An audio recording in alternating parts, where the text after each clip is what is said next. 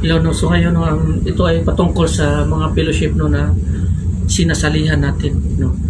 Lalo na sa mga simbahan na ating paniniwalaan no, na akala natin yun yung daan no, patungo sa ating Panginoon Kristo na siyang magliligtas sa atin.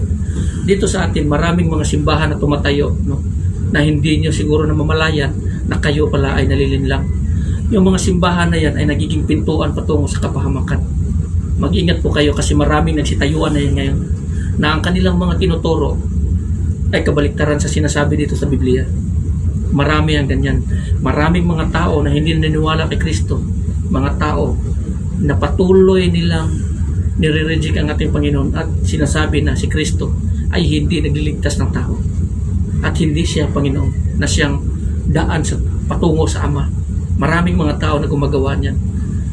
Mag-ingat po kayo kung kayo man ay nagiging membro sa mga ganyang mga simbahan, umalis na lamang kayo. Kasi yung mga simbahan na yan na tinatayo nila, nagiging pintuan talaga yan sa mga nagpintuan yan patungo sa kamatayan, kaparusahan. Mag-ingat po kayo dyan. Kasi ang salita ng ating Panginoon, parang apoy yan na sumusunog sa mga tao na naliligaw ng landas. At ito ay buhay para sa mga taong sumusunod sa kanyang kalooban. Kaya mag-ingat po tayo. Sinasabi na yan dito sa atin no? Sa sulat ni Apostol Pablo sa New Testament.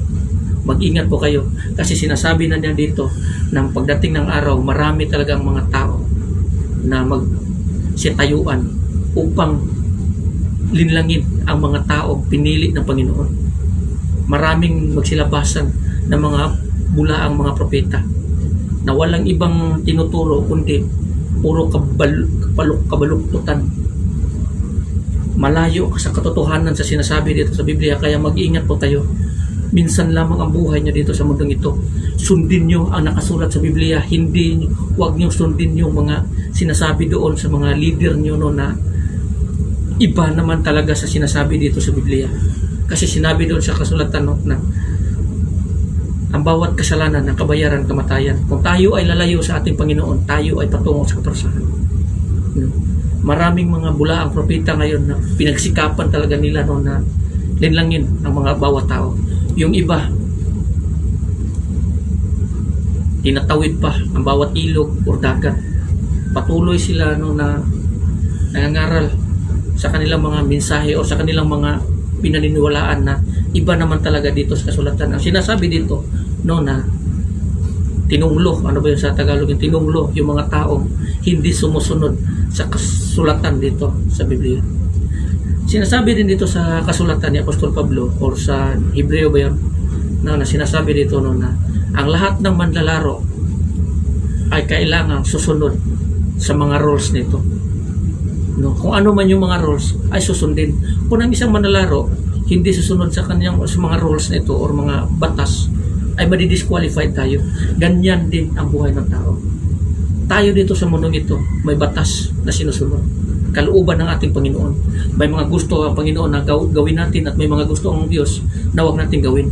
Pero kalimitan dito sa mga tao natin ngayon, sa mga tao dito, kababayan natin, lahat ng mundo, no, mas hindi nila sinusunod yung mga sinasabi ng ating Panginoon Kristo. Kasi paano nila sinusunod? Sila mismo ayaw maniwala kay Kristo. Ang gusto nila patungo, diretso sila sa Ama. Hindi nila alam na ang gusto ng ating Ama o ang utos ng Ama na maniwala tayo kay Kristo. Kasi dito sa kasulatan sinabi na walang ibang pangalan na binigay dito sa atin na siyang ikaliligtas ng bawat isa, ang ating Panginoon si Kristo lamang. Iyan ang binigay ng ating Ama. Kaya nga pupunta dito ang ating Panginoon si Kristo. Pinadala siya ng ating Ama upang sa pamamagitan niya tubusin ang bawat tao. Hindi lahat ng tao, kundi ang bawat tao. Kasi hindi lahat ng mga tao ay naliligtas. Kaya sinasabi dito ng bawat tao, kundi sa mga tao lamang no, na naliligtas o sumusunod sa kanyang kalooban. Kasi hindi lahat na tumatawag ng ating Panginoon ay makapasok sa karya ng langit.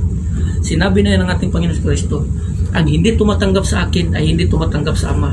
At ang hindi tumatanggap sa Ama ay hindi tumatanggap sa kanila or na napupuot sa kanila. Kung tatanggapin mo ang ating Panginoon Kristo, tinatanggap mo ang Ama. Kasi ang Panginoon Kristo at ang Ama ay iisa. Kaya mag-ingat tayo no, sa mga bula ang mga propeta or kahit sino mga tao taong nangangaral no na si Kristo ay siyang hindi daan patungo sa Ama. Ang ating Panginoon si Kristo, klaro na niyang sinasabi dito no na I am the only way to the Father. I am the way, the life, and the truth. No one comes to the Father except through me. Walang ibang makakapunta sa Ama kung hindi sa pamamagitan ng ating Panginoong si Kristo. Pero patuloy pa rin itong nire-reject ng bawat tao o relihiyon.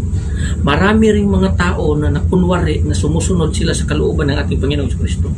Maraming mga relihiyon na sumusunod kay Kristo, na sinasabi na naniniwala sila kay Kristo at sumusunod kay Kristo, pero hindi namumuhay sa kanyang salita. Sinasabi nila yon. May mga leader o simbahan no, na namumuhay. Sabi nila, sumusunod kami kay Kristo, pero yung mga salita ng ating Panginoong Hesus Kristo ay hindi nila sinusunod. Sa anong paraan na yun? Yung patungkol sa mga pagkain. No? Ang sinabi nila, may mga relihiyon talaga na nagsitayuan na bawal kainin ito, mga pagkain ito, ganito, ganyan, ganyan, kasi marumi. Ang sinabi ng ating Panginoon doon kay Pedro, no, nung pinapakita sa kanya ng Panginoon yung lahat ng uri ng mga makakain or mga hayop no na mga marurumi pa nga yun no na sinabihan siya ng ating Panginoon na huwag mong sabihan na marumi ang mga nilinisan na ng Panginoon. Ang ating Panginoon si Kristo, sinasabi niya din dito sa sulat ng Marcos o saan man dito kay Lucas no, sinabi niya dito no na patungkol doon sa mga pagkain na hindi ang pumapasok sa bibig ng tao ang makakarumi sa tao, kundi ang lumalabas, kasi ang pumapasok sa bibig ng tao dumidiretso sa kanyang tiyan at itatapon palabas. Ang nakakarumi sa isang tao ay yung mga bagay na lumalabas sa bibig. Nandoon lahat ng kasamaan, lahat ng uri ng paninira, kasamaan, papatay, pagkikipag-away o anuman lumalabas dyan. So sinasabi dito na ang lahat ng mga pagkain ay makakain, pero maliban lang talaga yan sa dugo, no? Maliban talaga yan sa dugo, kasi ang dugo talaga ay simbolo ng buhay, at tayo po ay nalinisan ng ating Panginoong Hesus Kristo sa pamamagitan ng kanyang dugo na tumulo sa krus, no, nung sa kamatayan niya sa krus. Kaya mag-ingat po tayo, kasi marami talaga dito no, na nagsasabi na bawal itong kainin. Baka ang inaakala nyo na kayo ay may kalayaan na sa ating Panginoon, pero ang katotohanan sa Panginoon, sa harap ng ating Panginoon o sa paningin ng ating Panginoon, kayo pa rin pala ay bilanggo pa rin sa kasalanan. Yung inaakala nyo lang na kayo ay malaya na dahil nga sa ating Panginoon Kristo, pero ang katotohanan, bilanggo pa rin. So mag-ingat po kayo niyan, kasi maraming mga tao na ini-expect nila na sila ay namumuhay o sumusunod sa kalooban ng Panginoon or tumatahak sa landas ng ating Panginoong Hesus Kristo, pero hindi nila alam na sila pala ay patungo pala sa kapahamakan. Hindi pala yung daan na yun na inaakala nila na siyang magliligtas sa kanila, ay hindi pala yun. Kasi nga sinasabi ng ating Panginoong Hesus Kristo dito, hindi lahat ng tumatawag sa akin ng Panginoon, Panginoon ay makakapasok sa kaharian ng langit, kundi sila lamang na sumusunod sa kalooban ng Diyos Ama na nasa langit. Ang sinabi din ng ating Panginoon sa Kristo dito, nung sinasabi niya dito no, na bakit kayo tawag ng tawag sa akin ng Panginoon, Panginoon, ngunit hindi nyo naman sinusunod ang aking pinag-uutos sa inyo. Ganito maikumpara ang isang tao, walang pagkakaiba. Maikumpara siya sa bahay, sa isang tao na nagtatayo ng bahay doon sa baybayin, at saka yung bahay na tinatayo doon sa ibabaw ng bato. Ganun ang mangyayari sa atin. So wag po kayong palilinlang kahit pa, kasi dito sa atin sa atin dito maraming nagsitayuan no, ng mga simbahan o mga relihiyon no, na nagsasabi na naniniwala sila kay Kristo, pinapangaral nila ang salita ng ating Panginoon Kristo, pero yung kautosan ng ating Panginoon Kristo o may mga salita ng ating Panginoon Kristo dito na hindi nila sinusunod. So anong point doon? Magiging kabuluhan ba ang kanilang ginagawa? Wala. baliwala yun. Kasi dito sa kasulatan, ang salita ng Panginoon, kailangan wala kang tatapakan. Kundi lahat ito ay dapat masunod. Marami ring mga tao na nagkunwari na naniniwala sa Panginoon pero hindi nila pinaniwalaan ng ating Panginoon Kristo. Marami ring mga tao na nagsasabi na naniniwala sila sa ating Panginoon o sumusunod sila sa kalooban ng ating Panginoon Kristo pero andun pa rin sa bawat puso nila yung hatred laban sa kanilang kapwa. Galit sila sa kanilang kapwa o anuman, nakikipag-away sila na ganito ganyan. Ang sinabi ng ating Panginoon Kristo, ang puasa or yung puasa, ano ba Tagalog sa puasa? Yung puasa na gusto ng ating Panginoon is yung putulin natin yung mga kadena na gumagapo sa atin ng mga kasalanan at hindi na babalikan. Pero yung mga taong gumagawa nito ay para lamang silang mga damo na nakatiyoko lang ng sandali and then babalik uli. So huwag sana tayong ganun. Kung babalik tayo sa ating Panginoon, pagsikapan na talaga natin na hanggang katapusan na ito. Kasi ang sinabi ng ating Panginoong Jesucristo doon sa Revelation na hold fast what you have till I come. Hawakan mo kung ano man ang meron ka hanggang sa aking pagdating. At sinabi pa niya uli, and I will give you the crown of life. At ibibigay niya sa atin ang kuruna ng buhay. Lagi po nating iisipin yan. Huwag niyo pong pangarapin na lumayo sa Panginoon. Kasi every time na ang tao lumayo sa Panginoon, minamahal niya ang kamatayan. Pinipili niya ang kamatayan.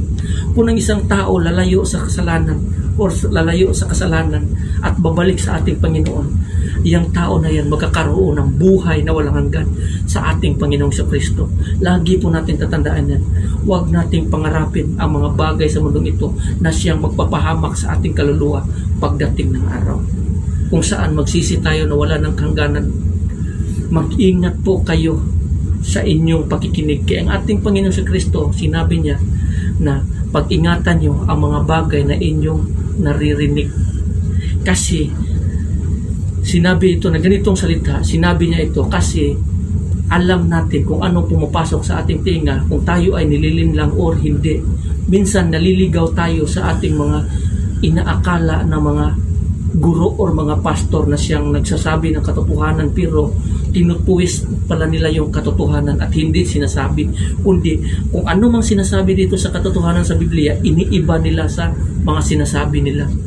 Kaya mag-ingat po tayo kasi yan po ang laging babala or pinapaalala ng ating Panginoong Kristo na sana na tayo po ay magiging matuwid, lalakad ng matuwid sa liwanag ng ating Panginoon Kristo.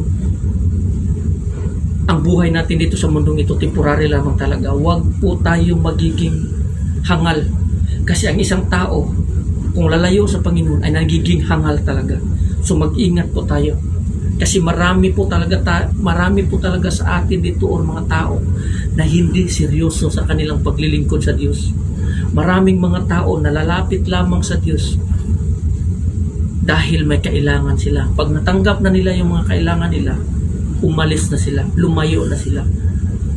So marami pong mga taong ganyan. So sana gawin natin seryoso ito kasi ang Panginoon seryoso po sa atin at wala pong halong kalukuhan. Kasi alam niya kung ano ang mangyayari sa bawat tao na lumalayo sa Kanya. Patungo talaga yan sa impyerno. Maniwala kayo. Kahit ni isang tao man lamang na mahulog sa kaparusahan, hindi gusto ng Panginoon na mangyayari yan. Bakit natin gugustuhin na mangyayari yan sa atin? Hindi natin dapat yang gustuhin.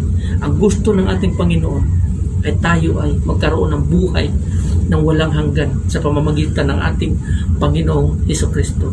So hanggang dito na lang, no. Maraming salamat and God bless everyone.